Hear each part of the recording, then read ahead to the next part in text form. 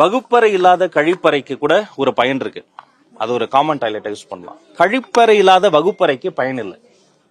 ஒரு வகுப்பறையில பாடம் சொல்லித்தரோம். கழிப்பறை தான் இந்த இயற்கை உபாதைகளுக்கு ஒரு உகந்த இடமாக இருக்கு. அப்ப இந்த கழிப்பறை மேம்படுத்தப்பட்ட வகுப்பறைகள் வந்து நீட் ஆஃப் தி ஆர். நான் முதலில் போட்ட கையெழுத்து என்னவாக இருக்கும் அப்படின்னு நண்பர்கள்லாம் யோசிச்சிருப்பாங்க. சில பேர் அதும்பாங்க இதும்பாங்க. நான் முதலில் பள்ளிக்கல்வித்துறை அமைச்சரான பிறகு போட்ட முதல் கையெழுத்தே தமிழ்நாடு முழுக்க இருக்கக்கூடிய கழிப்பறைகளை இந்த பூட்டப்பட்ட கதவுகளுடன் கூடிய கழிப்பறையா இருக்கா என்று ஆய்வு செய்து அதை மேம்படுத்துவதற்கான கையெழுத்து தான் போட்டேன். அதனால இது ஒரு விஷயம் நம்ம பண்ணிடுறோம், அலாட் பண்ணிடுறோம். நீங்க சொன்ன மாதிரி அதுக்கான ஃபண்டு வந்துருது. ஒரு திட்டம், அதுக்கு ஃபண்டு அப்படின்னு நம்ம முடிஞ்சிடக்கூடாது. அதோட இம்பாக்ட் என்ன, அடுத்த மாசம் மெயின்டெனன்ஸ் எப்படி இருக்கு, 3 மாசத்துக்கு ஒரு வாட்டி மெயின்டெனன்ஸ் எப்படி இருக்கு, இது 6 மாசத்துக்கு பிறகு அதை வந்து ரீபேர் ஏதாவது நடக்குதா, வருஷத்துக்கு ஒரு வாட்டி அது மறுபடியும் பெரிய லெவல்ல மாற்றணுமான்னு தொடர்ச்சியா மெயின்டெனன்ஸ் சார்ந்த ஆய்வு இன்ஸ்பெக்ஷன் பணிகளை மேற்கொள்ளணும். டிஇஓ, சிஇஓ இவர்கள் எல்லாம் வந்து நான் போய் ஃபெசிலிட்டேட் பண்ணி கொடுங்க. சின்ன பிரச்சனைனா நீங்களே கூட சரி பண்ணி கொடுக்கலாமே என்று நான் ஏற்கனவே சொல்லியிருக்கேன். அந்த இடத்திற்கு ஆய்வு பணிகளையும் நான் மேற்கொள்றேன். தயவு செய்து வகுப்பறை எந்த அளவுக்கு முக்கியமோ கழிப்பறையும் அதே அளவுக்கு முக்கியம். எம்பி ஃபண்டு, எம்எல்ஏ ஃபண்டு, அதுல கூட அந்த சம்பந்தப்பட்ட பிரதிநிதிகளும் சரி பண்ணி தரலாம். இது கார்பரேஷன் ஸ்கூல்ங்கிறதால அவர்கள்கிட்டயும் ஒரு பேசி, ஒருங்கிணைந்த பள்ளிக்கூடங்கள் அவங்ககிட்டயும் பேசி, அதான் அவங்ககிட்டயும் பேசி ஃபண்டு கொடுக்கறதால மட்டுமே வெறும் ஓனர்ஷிப் பண்ண கிடையாது. இது கொலாபரேட்டிவா பண்ண வேண்டிய விஷயம். நிறைய ஆய்வுகளை வந்து நான் வந்து மேற்கொள்ள வந்து உத்தரவு. இன்னும் பெரும்பாலான பள்ளிகள்ல இன்னும் மாணவர்களை வைத்துதான் இந்த கழிவறையா இருக்கட்டும், தப்பு அதை வந்து கிளீன் பண்றதுக்கான பணிகளை வைக்கிறாங்க. பல வைரலா வீடியோக்கள் டாலரேட்டே பண்ண முடியாதுங்க. செங்கல்பட்டை தாண்டி இருக்கக்கூடிய பல அவுட்ஸ்கட்ஸ் ஆஃப் சென்னையில வந்து இது அங்குன்றும் இங்குன்றமாக நடப்பதாக எனக்கே தகவல்கள் வருது. மோஸ்ட்லி சிட்டியை விட அவுட்ஸ்கட்ஸ் ஆஃப் சிட்டிஸ்ல வந்து இது மாதிரிலாம் நடக்குது. அவங்க இந்த கல்வி சாலைக்கு வரும்போது இது யாருடைய வகுப்பறை, யாருடைய பள்ளிக்கூடம் நினைச்சுக்கிட்டு இருக்கீங்க நீங்க? வந்து இந்த வகுப்பறை, இந்த பள்ளிக்கூடம் எல்லாமே அந்த ஸ்டூடெண்டோடது. அந்த ஸ்டூடெண்டோடைய ஸ்கூல்ல, அந்த ஸ்டூடெண்டோடைய வகுப்பறையில, அந்த ஸ்டூடெண்டோடைய கேம்பஸ்குள்ளார தான் நீங்க ஃபெசிலிட்டேட்டர்ஸா உள்ள இருக்கணும், நான் உட்பட. அப்ப அவங்கள ஏதோ நீங்க வந்து இது மாதிரி அடிமை மாதிரி எல்லாம் ட்ரீட் பண்றது கிடையாது. இப்ப மாரல் சயின்ஸ்ங்கிறது வேற. இது வந்து கொஞ்சம் கூட எத்திக்ஸே இல்லாம, அது யாராக இருந்தாலும் அது விருப்பப்பட்டோ விருப்பம் இல்லாமையோ, இது சிறு உதவி தெரிஞ்சு அதெல்லாம் எதுவுமே இது வந்து டாலரேட் பண்ணவே முடியாது. தயவு செய்து அது மாதிரி எங்கேயாவது இருந்தா இதோட நிறுத்திக்கங்க. மேலும் இது மாதிரி புகார்கள் இருந்தா அந்த சம்பந்தப்பட்ட நிறுவனங்கள் மீது கடுமையான நடவடிக்கை எடுக்கும் என்பதையும் தெரிவித்துக் கொள்கிறேன். ரொம்ப நேரமா இவங்க கேட்டாரு.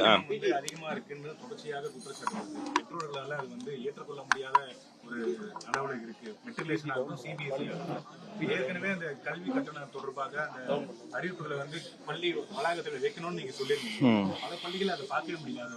ஆய்வு பண்றது ஏதாவது ஏற்கனவே இப்போ ஒரு 2 வாரம் முன்னாடி விரிவா அது மாதிரி கூட்டம் போட்டு அவங்களுக்கு வரலாற்றிலே முதல் முறையா சிங்கிள் விண்டோ சிஸ்டம்ல எல்லாத்தையும் ஆன்லைன்ல பண்ணி கொடுத்துட்டோம். இனி இடைத்தரகர்கள் கிடையாது, கல்வி தரகர்கள் கிடையாது, ரெனோவலுக்கு என்ஓசிக்கோ முறைகேடாக யாருக்கோ லஞ்ச லாவணி கொடுக்க வேண்டியது கிடையாது. பதிலுக்கு நான் என்ன கேட்டேன், கொஞ்சம் ஃபீஸை குறைங்க, டிரான்ஸ்பரண்டா போடுங்கன்னு சொன்னேன். சரி, உடனே பண்ணலனாலையும் கொஞ்சம் கொஞ்சமா இது எல்லாரையும் பண்ணுங்க நான் கேட்டுக்கிட்டேன். இதை மீண்டும் வலியுறுத்துகிறேன். இப்படி நீங்க வந்து பண்ணி கொடுக்கறதின் மூலமாக எங்களுக்கு வந்து ஸ்டூடெண்ட் சேர மாட்டாங்க, அந்த ப்ராப்ளம் ஒண்ணுமே கிடையாது. இன்னும் சொல்ல போனா இந்த வெளிப்படைத்தன்மை வந்து உங்கள் மீதான மதிப்பையும் மரியாதையும் கூட்டும். சில பள்ளிக்கூடங்கள் போட்டுட்டு எனக்கு வீடியோஸ்ல எடுத்து அனுப்புனாங்க, காணொலிகள் அனுப்பியிருக்கிறாங்க, கேட்பொலிகள் அனுப்பியிருக்கிறாங்க. அதெல்லாம் கூட தொகுத்து நான் வந்து திரும்ப போடுறேன். அதெல்லாம் பார்த்தாது இன்னும் கொஞ்சம் மோட்டிவேட் ஆகி அவங்க அதெல்லாம் பண்ணுவாங்க. பண்ணிட்டு நீங்களே ஒரு வீடியோ எடுத்து போடுங்க, நாங்க வந்து இந்த மாதிரி ஃபீஸ் குறைச்சிடும், ஒரு 5000 ரூபாய் இருக்கட்டும், குறைங்களேன். இந்த 5000 ரூபாய் எத்தனை வீட்டுல வந்து அந்த ப்ரொவிஷன்ஸ் வந்து பாத்துருவாங்க. நீங்க வந்து ஒரு டிரான்ஸ்பரண்டா, ஒரு சின்ன ஸ்கூலா கூட இருக்கட்டும், நீங்க டிரான்ஸ்பரண்டா போட்டு ஒரு செல்ஃபி வீடியோ எடுத்து போடுங்களேன். எனக்கு அந்த மாதிரி வீடியோஸ் எல்லாம் எடுத்து நீங்க போடுங்க. அது ஆவணப்படி எனக்கு சில வீடியோஸ் வந்திருக்கு, அதை நான் விரைவில் வெளியிடுறேன். மீதி யாரெல்லாம் எந்த ஸ்கூல்லாம் அப்படி போடலையோ ப்ளீஸ் அதை போடுங்க, நான் வந்து இன்சிஸ்ட் பண்றேன்.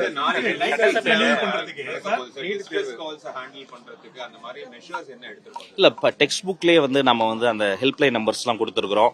சம்பந்தப்பட்ட அந்த கல்வி நிறுவனங்கள்ல சில டீச்சர்ஸ் எல்லாம் கூப்பிட்டு பிடிஏ கல்வி மேலாண்மை கூட அதை பத்தி விவாதித்திருக்கிறோம். அப்புறம் என்ன ஒரு கிரைசிஸ் வந்தாலும் வருவதற்கு முன்பே நம்ம தடுப்பதற்கான பல விஷயங்களை பண்ணியிருந்தாலும் கூடவே கிரைசிஸ் வரும்போது அந்த decision making, response time, quick response டைமா இருக்கும்.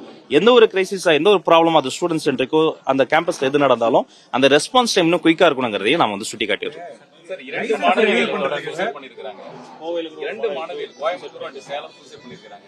இந்த பிரச்சனைக்கு நீட் வேண்டாங்கிறது நம்மளுடைய ஸ்டாண்டா இருக்கு. பட் என்ன பண்ண போறோம், இதுல சொல்யூஷன் என்னைக்கு தான் வரும்? இல்ல, எந்த ஒரு பிரச்சனைக்குமே தங்களுடைய விலை மதிப்பில்லாத உயிரை மாய்த்துக் கொள்வது என்பது தீர்வாக இருக்காது. இந்த பிரச்சனை இல்லை, எந்த ஒரு பிரச்சனைக்குமே.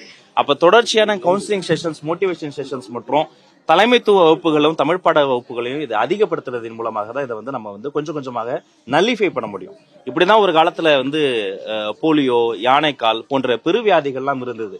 தொடர் விழிப்புணர்வு, வெறும் மருந்து மாத்திரையால மட்டும் கிடையாது, விழிப்புணர்வு அதிகப்படுத்தப்பட்டது, அது சரி செய்யப்பட்டது. அப்ப உலகம் முழுக்கவே இந்த பிரச்சனை இருக்கு, வளர்ந்த நாடுகள்ல கம்மியா இருக்கு. அப்ப நம்மளை போல வளரும் நாடுகள்ல விழிப்புணர்வு நிகழ்ச்சிகளை இன்னும் அதிகப்படுத்தணும். அதற்கான ஒரு திட்டம் வைத்திருக்கிற விரைவில் அறிவிப்பு வரும். வந்து லஞ்சம் கொடுத்தாங்கன்னு சொல்றீங்க, யார் யாருக்கு கொடுத்தாங்க அவங்க தான் சொல்லணும். இல்ல அதை நீங்க வந்து கண்டறியறதுக்கு குழுலாம் அமைக்க மாட்டீங்களா? லிஸ்ட் எல்லாம் தர அமைக்கலாம். என்கிட்ட முன் வந்து அனானிமஸா இல்லாம வித் நேம் அண்ட் டீடைல்ஸ் கொடுத்தா கண்டிப்பா குழு அமைத்து அவங்க மீது கடுமையான நடவடிக்கை எடுப்போம்.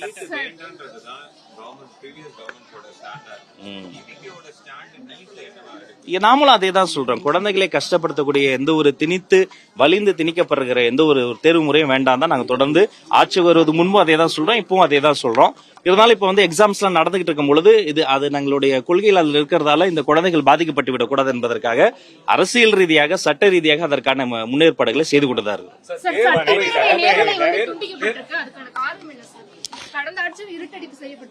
ஆமா ஆமா, நான் தான் சொன்னேன். எல்லாரும் என் வீடியோவே எடுத்து போட்டு எல்லா சேனல்லையும் எல்லாம் இது பண்ணிட்டு இருந்தீங்க. நான் உண்மையே சொல்றேன், நேரலை போய் கொண்டு இருக்கின்ற நம்பிக்கையில தான் நானும் உள்ள ரொம்ப நேரம் பேசிக்கிட்டு இருந்தேன். அப்புறம் இடையில வந்து வெளியில நான் வந்து ரெஸ்ட் ரூம் வரும்போது தான் அப்புறம் சொன்னாங்க, அங்க இருந்த காவலாளிகள்லாம் ரொம்ப நல்லா பேசுறீங்கய்யா அப்படிலாம் பாராட்டி சொல்லிட்டு லைவ் போல இருக்கு அப்படின்னாங்க.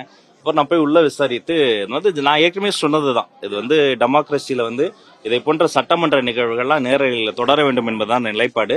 சம்பந்தப்பட்ட துறை அதிகாரிகள் அனைவரோடும் பேசி மிச்சம் இருக்கக்கூடிய நாட்கள்ல நேரலை தொடரும் என்பதுதான் எங்களுடைய நிலைப்பாடு. இல்ல அதான் இது இப்பதான் அசம்பிளி முடிஞ்சது, அதை நான் விசாரிச்சு சொல்றேன். பட் நேரலை தொடரும். இனி அது மாதிரி நான் உள்ள இருந்ததால அதை பத்தி எனக்கு தகவல் இல்லை. வெளில போய் தான் உண்மை, நான் வெளில போய் தெரிஞ்சுக்கிட்டேன், இடையில வெளில போனாலும் தெரிஞ்சுக்கிட்டேன். அதுக்கப்புறம் நான் சொல்லிடுறேன். ரொம்ப அதாவது காட்டவே முடியாத மாதிரி ஏதாவது ஒரு பிரச்சனைகள் நடந்தா அது மாதிரி டிசிஷன் எடுக்கலாம்.